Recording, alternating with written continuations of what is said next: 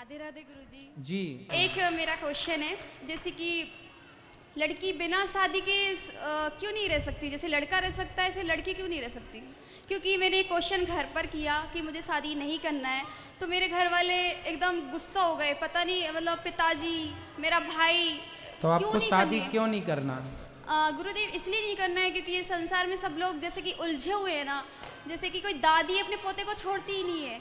क्योंकि मेरी एक बुआ जी है, छोटी बुआ जी, मैं उनको बहुत समझाती हूँ, उनके पोता पोती है, इतना मोह है बहुत ज़्यादा। भागवत कथा सुनते हैं वो आपकी, मगर मोह माया बहुत ज़्यादा है उनकी। तो उनको देख के ऐसा लगता है कि मुझे शादी करने से मैं भी इस मोह माया में कहीं भगवान को ना भूल जाऊँ। तब तो आपको जरूर करनी चाहिए, ताकि समाज को आप बता सको कि देखो गृहस्थी में रह के आप उलझे पड़े हैं और देखो हम बिल्कुल नहीं उलझे। आपको ये ज्ञान है कि हमें मोह माया में नहीं उलझना। तो आपको गृहस्थ में जाकर और फिर उसमें रह करके समाज को बताना है। भगवान राम ने विवाह क्यों किया? इसलिए किया कि गृहस्थी चलाई कैसे जाती है। अच्छे लोग यदि समाज से दूरी बना लेंगे तो समाज का मार्गदर्शन कौन करेगा? और एक मेरी बुराई जो कि मैं 3 साल पहले बहुत मतलब इतनी वैसी थी, जैसे कि इंस्टाग्राम, व्हाट्सअप, फेसबुक 2-3 घंटे मतलब ऐसे निकल जाते थे ना, पता ही नहीं चलता था। अब मुझे उनको ओपन करने का टाइम नहीं रहता है क्योंकि मेरी कथा और मेरा काम सबसे ज़्यादा फ्री है। और गुरुदेव एक और क्वेश्चन है, जैसे कि मेरी अगली साल शादी है, मतलब होएगी है, क्योंकि मेरे जो पिताजी है ना, उन्होंने बोला है कि अगली साल फाइनल है। मगर मैं ऐसा सोच रही हूँ कि जैसे कि मैं मीडियम घर से हूँ, 3-3.5-4 लाख में मेरी शादी हो जाएगी, मगर मुझे सोफ़ा सेट, फ्रिज, कूलर्स इनकी मुझे ज़रूरत नहीं है। अरे आपको नहीं है, जहाँ हो रही है वो तो मांगते हैं। आजकल तो शादी आपकी थोड़ी ज़रूरत होती है। सोफे में आपको बैठने ही नहीं मिलेगा, वही बैठ के तोड़ डालेंगे सब। हाँ तो सर गुरुदेव मैं ये चाह रही हूँ कि वो मुझे ना देकर, जैसे कि ओनली जो छोटा मोटा रहता है 1 और 1.5 लाख में ओनली भोजन पर शादी कराकर, और जो छोटा मोटा खाने पीने का रहता है वो देकर, जो मेरा बचता है वो मैं ना जो अपने वृद्धाश्रम में गुरु अपना पाठशाला जो आप स्टार्ट करवा रहे हैं मैं उसमें देना चाहती हूँ। बहुत सुंदर, अच्छे भाव हैं आपके, पर आप बेटी हो, आपके पिता की इच्छा होगी कि वो आपको बहुत सारा दें, और यदि संतुष्टि ससुराल पक्ष वाले मिल जाएं तो ये बड़ी कृपा है भगवान जी की कि वो ना मांगे। उसी घर में शादी करना चाहती हूँ जिस घर वो कुछ भी ना लें, क्योंकि मुझे इस सब की जरूरत है भी नहीं और लाइफ में ये सब कोई मायने नहीं रखता है। अच्छा, भगवान के ऊपर छोड़ दीजिए, फिर भगवान आपको जो अच्छा से अच्छा जीवन साथी होगा वो देंगे। और जीवन में वस्तुओं की ज़रूरत नहीं होती। जीवन में वस्तुएं ठीक है कि व्यवस्था के लिए चाहिए होती हैं, परंतु यदि आप संतुष्ट हैं तो बहुत ज़्यादा प्रभावित नहीं करती वस्तुएं। हम सोफे में भी बैठ सकते हैं। सोफ़ा आजकल तो सोफ़ा सेट 1 लाख का भी आता है, 50,000 का भी आता है, और 200 रुपये की कुर्सी भी आती है। और सबसे उम्दा तो बोरा बिछाओ और ज़मीन सबसे उम्दा है। एक और तो कहने का तात्पर्य ये है कि देखो, आप कुर्सी में बैठे 50,000 के सोफे में या ज़मीन में बैठे, बात वही है। बस आदमी बड़ी बड़ी चीज़ें केवल अपने रुतबे के लिए खरीदता है, आलीशान चीज़ें जमाने को दिखाने के लिए, जबकि ज़िंदगी सादगी से जी जा सकती है। आप ठीक कह रहे हैं। वही मैं बोल रही हूँ, घर वालों को भी मैं यही समझा रही हूँ, मुझे इन सब की ज़रूरत नहीं है। जो भी मेरे पैसे बचेंगे ना, तो जो आपका आश्रम, अपना वृद्धाश्रम, उसमें मैं सबमिट करना बिल्कुल, चाहती हूँ। बहुत बहुत अच्छे और विचार एक और हैं था, आपके। जैसे मेरी शादी होगी गुरुदेव, जो मेरा जो वो रहता है, जैसे अपन पंगत जो देते हैं, तो मैं अपने जो गुरुदेव जो अपना वृद्धाश्रम है, तो मैं साधु संत के साथ उनको भोजन कराना चाहती हूँ। नहीं, उनको वो तो देखो व्यवहार बेटा करना पड़ता है। आजकल तो बाराती आएंगे तो उनको खवाएंगे नहीं क्या? वो तो खवाना ही पड़ेगा, व्यवहार है। आपका भाव अच्छा है, पर संसार में रह के संसार के व्यवहारों के बीच में रहकर व्यवहार करने ही पड़ेंगे, बिना व्यवहार के गुजारा नहीं है। हाँ, एक और जैसे कि बोलते हैं, पहले मैं कोई दान नहीं देती थी। मैं जॉब करती हूँ और नॉर्मली मेरी 10+ सैलरी है नॉर्मल। तो मैं पहले स्टार्टिंग में मैंने कथा सुनी, तो मैं जैसे आप बोलते हैं थोड़ा सा दान करो, मैं पहले सोचती थी क्या दान करो, क्या पैसे दूँ मैं, मगर पैसे देने से मेरी सैलरी बढ़ रही है। मतलब पता ही नहीं चलता कि अकाउंट में पैसे कहाँ से बढ़ जाते हैं। मैं 1 साल से 3 साल से कथा सुन रही हूँ, 2 साल से तो मैंने कुछ भी आपको नहीं दिया, मगर 1 साल से मैं थोड़ा सा, मेरी सैलरी में से 10% मैं अपना अन्य क्षेत्र में थोड़ा सा दान कर रही हूँ ना, तो मेरी सैलरी बढ़ रही है। तो मैं ये बताना चाहती हूँ कि अगर तुम 10 रुपये भी कमा रहे हो ना, तो उसमें से 1 रुपये तुम सबमिट करते हो ना, तो उससे तुम्हारा पैसा घटता नहीं है, बढ़ता है। पहले मैं ऐसा सोचती थी घटता है, और उसके बाद मुझे पता चला मेरा पैसा ऑटोमेटिक बढ़ता है। सही है। भगवान देखिए, किसान खेत में बीज बोता है तो माटी भी कई गुना करके वापस करती है। देने से कभी कम नहीं हुआ किसी का। इसलिए हमारी संस्कृति हमें देना ही तो सिखाती है। हमारी संस्कृति इतनी श्रेष्ठ है, जब गेहूं किसान के घर होता है तो गेहूं का बीज, तो जब गेहूं कटता है तो जो उसका भूसा होता है वो गायों को दिया जाता है। उसका जो आटा होता है, गेहूं को पीस के आटा चींटियों को होता है, दाना पक्षियों को होता है। पहली रोटी बनती है तो गाय को, आखिरी रोटी कुत्ते को। हमारी संस्कृति ने हमें सिर्फ देना सिखाया है, और इसका साइंटिफिक ये है कि जब आपके हाथ देने के लिए आगे जाते हैं तो उन्हीं हाथ में बढ़े हुए हाथ में परमात्मा पकड़ाता चलता है कि तेरे हाथ बढ़े हैं, तू लेता भी चल। तो जो देता है उसी को ईश्वर देते हैं। दासी का कोटि कोटि प्रणाम गुरुदेव। खुश रहिए, खुश रहिए। बैठ जाओ। वो 19 साल का था जी। और आप उस समय कितने साल की थी? ऐसे ही 10-11 साल की जो पहला पीरियड होता है वो मेरी शादी के बाद ही आई। हर रोज मारता था, कूटता था। इतना भी है कि जहाँ तक कि आदमियों को भी घर पे लेके आता था। दूसरी शादी कर दी? जी, वहाँ से भी पैसे लिए गए। जय श्रीमन नारायण गुरुदेव जी। आपके चरणों में कोटि कोटि प्रणाम। जी जी। गुरुदेव, मेरे 3 क्वेश्चन हैं। मैं ये पूछना चाहती हूँ, अगर कोई लड़की अपने आप से अपना चरित्र खराब करे तो उसको पाप तो वो लगेगा, अगर माता पिता ही उसका चरित्र खराब कर दे तो? माँ बाप अपनी बेटी का चरित्र खराब करें जी। तो माँ बाप कैसे खराब कर सकते हैं? हमारे साथ में ऐसा हुआ गुड्डू। कैसे? क्योंकि पहले जब हमारा विवाह हुआ तो उस समय मैं 10-11 साल की थी। जब आपका ब्याह हुआ? हाँ, तो पर वो विवाह नहीं था, हमें बेचा गया था। आपको किसने बेचा? माता ने हमारी। आपकी माँ ने बेच दिया? किसको बेचा? जिनके साथ में विवाह किया उनसे पैसे लिए गए थे। तो वो कितनी उम्र का था? वो हमसे ज्यादा उम्र के थे। कितने? ऐसे ही लगभग 19-20।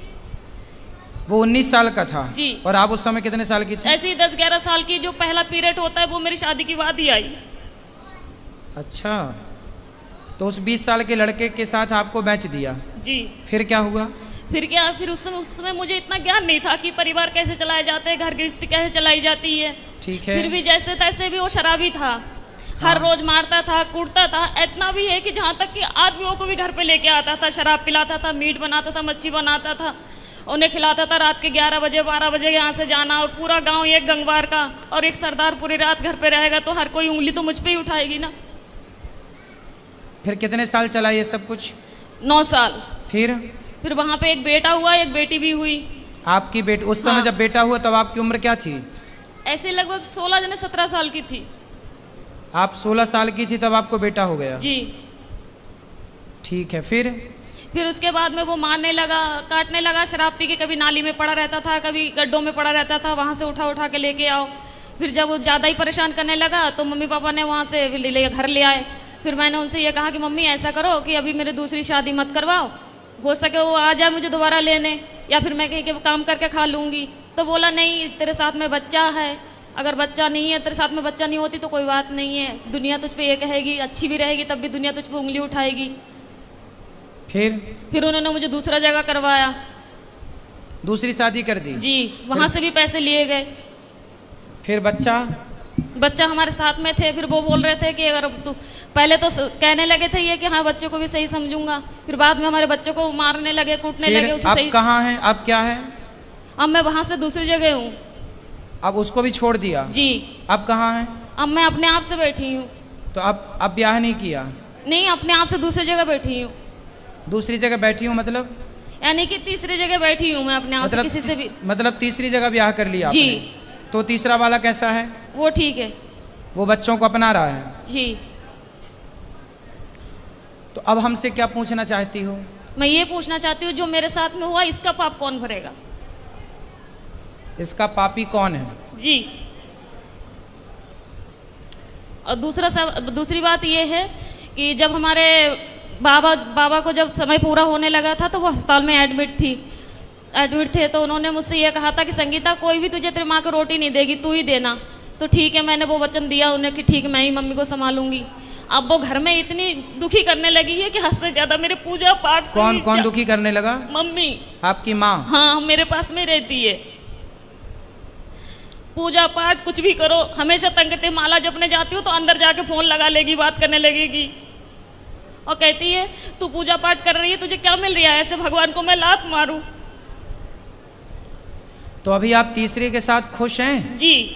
तो फिर अब तो खुश है ना? जी। तो अब क्या दिक्कत है? अब दिक्कत यह है जो मेरा तीसरा वाला पति है वो बात बात पे मुझसे झूठ बोलता है।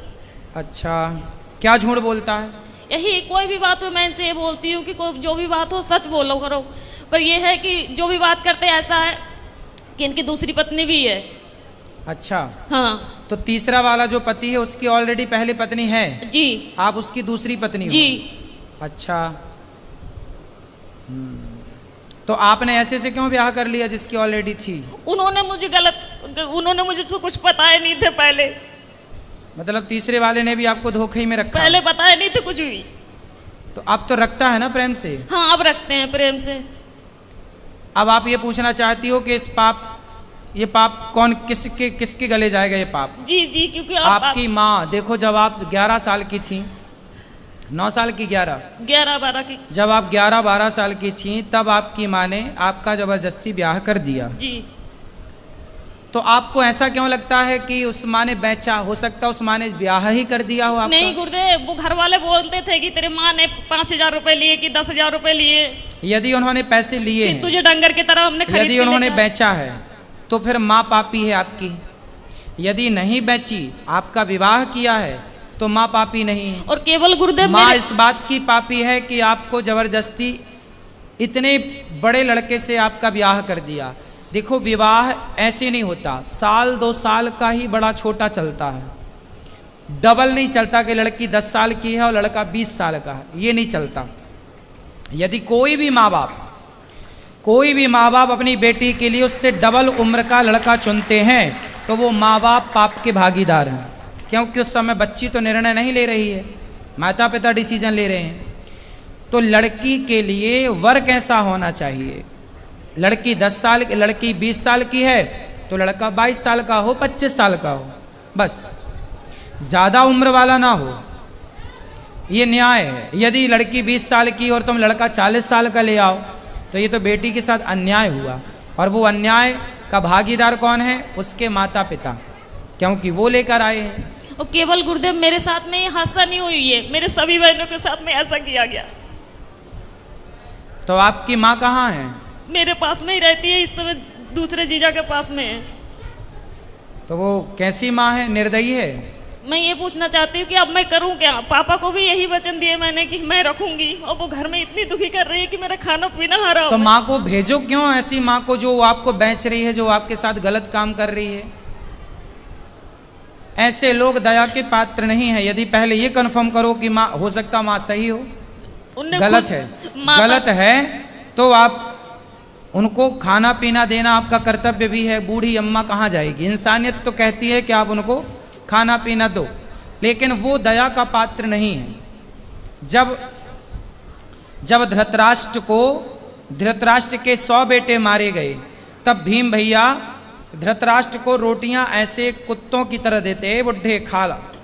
तो लोग कहते हैं अरे भीम, वो तेरा बाप है, बड़े पिता है ना धृतराष्ट्र, भीम के तेरा बड़ा पिता है, तो कैसे कुत्तों की तरह परोसता है? तो भीम भैया बोले कि मैं ही क्या पुत्र धर्म निभाऊं? ये वही बाप है जिसने भरी सभा में द्रौपदी लुट रही थी और ये चुपचाप तमाशा देख रहा था। क्या मैं ही धर्म का पालन करूं? इसका कोई धर्म नहीं है। ये वही धृतराष्ट्र है जो भीम को गले लगाने के बहाने दबा कर मारना चाहा, वो तो भगवान ने दूसरा पुतला दे दिया भीम का। कुल मिलाकर के ये धृतराष्ट्र इस दया का योग्य नहीं है, दया का पात्र नहीं है। कुछ लोग दया के पात्र होते हैं, कुछ लोग दया के योग्य भी नहीं होते। फिर भी आप दया करके रोटी तो दो, सेवा तो कर लो। अब जो किया उसने वो पाप भोगेगी। आप क्यों पाप मोल लो। आप सेवा ना करके पाप क्यों मोल पर लो? गुरुदेव आपके आश्रित है तो सेवा करना। घर में कलेश ये करती है ना कि जब मैं माला लेके बैठूं तो उसी कमरे में चली जाएगी, फोन लगा के बात करने लगेगी। हाँ तो उसको फोन लेके हटाओ। किससे बात करना बुढ़ापे में उसको? बहनों से कुछ नहीं तो हर तो रोज मोबाइल लेके रख लो। बोले मोबाइल वोबाइल नहीं मिलेगा फिर लड़ाई हो जाती है, घर में कलेश करने लगती है वो। तो फिर आप जानो और आपकी माँ जाने, मैं क्या करूं बताओ? क्या करूं मैं बताओ?